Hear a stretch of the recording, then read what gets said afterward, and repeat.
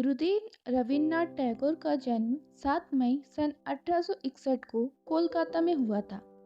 रवींद्रनाथ टैगोर एक कवि, उपन्यासकार, नाटककार, चित्रकार और दार्शनिक थे। रवींद्रनाथ टैगोर एशिया के प्रथम व्यक्ति थे जिन्हें नोबेल पुरस्कार से सम्मानित किया गया था। वे अपने माता पिता की 13वीं संतान थे। बचपन में उन्हें प्यार से रवि बुलाया जाता था। 8 वर्ष की उम्र में उन्होंने अपनी पहली कविता लिखी।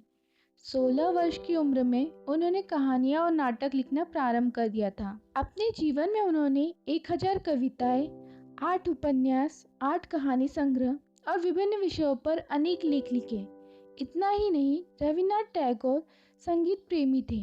उन्होंने अपने जीवन में 2000 से अधिक गीतों की रचना की। उनके लिखे 2 गीत आज भारत और बांग्लादेश के राष्ट्रगान हैं। जीवन के 51 वर्ष तक उनकी सारी उपलब्धियां और सफलताएं केवल कोलकाता और उसके आसपास के क्षेत्र तक ही सीमित रही। 51 वर्ष की उम्र में वे अपने बेटे के साथ इंग्लैंड जा रहे थे। समुद्री मार्ग से भारत से इंग्लैंड जाते समय उन्होंने अपने कविता संग्रह गीतांजलि का अंग्रेजी अनुवाद करना प्रारंभ किया। गीतांजलि का अनुवाद करने के पीछे उनका कोई उद्देश्य नहीं था, केवल समय काटने के लिए कुछ करने की गरज से उन्होंने गीतांजलि का अनुवाद करना प्रारंभ किया।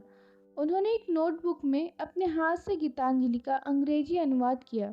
लंदन में जहाज से उतरते समय उनका पुत्र उस सूटकेस को ही भूल गया जिसमें वो नोटबुक रखी थी। इस ऐतिहासिक कृति की नियति में किसी बंद सूटकेस में लुप्त होना नहीं लिखा था।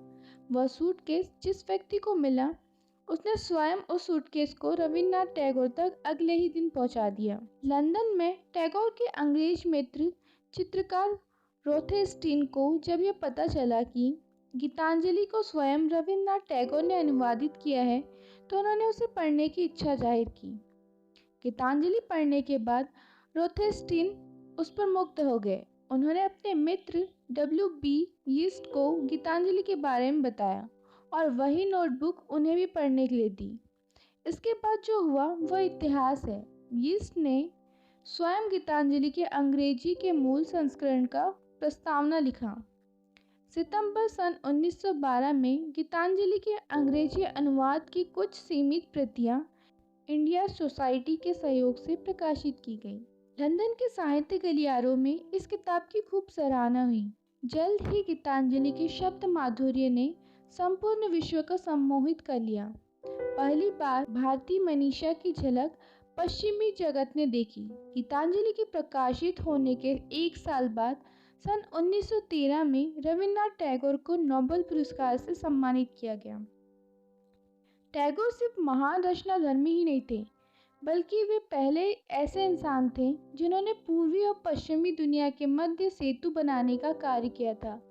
टैगोर केवल भारत के नहीं, समूचे विश्व के साहित्य, कला और संगीत के एक महान प्रकाश स्तंभ थे, जो स्तंभ अंतकाल तक प्रकाशमान रहेगा।